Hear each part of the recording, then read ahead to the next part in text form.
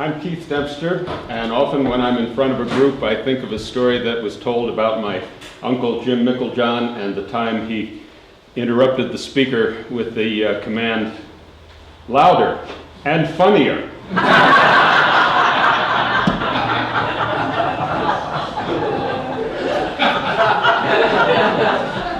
Inghamwood on Durand Road came to be so named by my grandmother, Elizabeth Hillis, following her acquisition of the property in 1937. That cottage had been commissioned by her friend and mentor, Mary Hall Ingham, who she met at about the time it was constructed during their work together for the women's suffrage movement.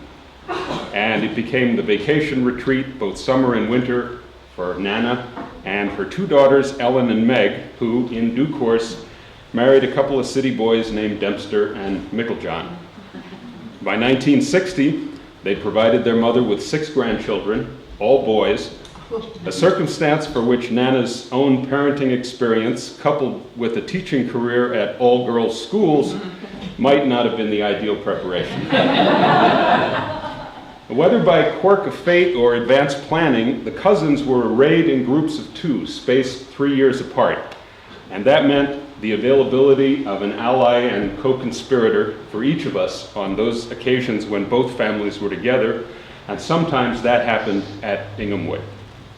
Now, accommodating 11 in the house necessitated the use of just about every enclosed and semi-enclosed space, with pairs of cousins bunking together on the porches. And as lights out was seldom followed by quiet time, usually an exasperated parent would be dispatched in the night to separate the offenders and pack them off to separate corners. Nana bore this routine along with the muddy shoes and the piles of wet clothes, the slamming doors, the toads and the forest creatures released onto the furniture. And with varying degrees of success, she warned of the outcomes of our pyrotechnical experiments. She cautioned against draining the spring or flooding the septic system. And she sought to establish a checkout system for her yard tools that we took into the woods for trail building. But they were inevitably lost in the woods anyway.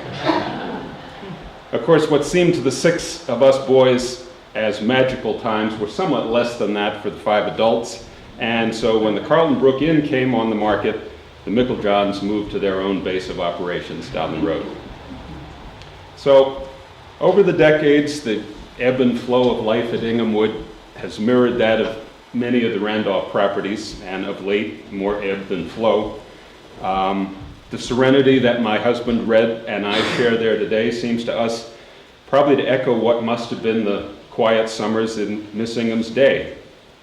But this summer has also witnessed the return of our 4 nephews and their parents and grandparents, and with every visit, their appreciation for this place seems to grow.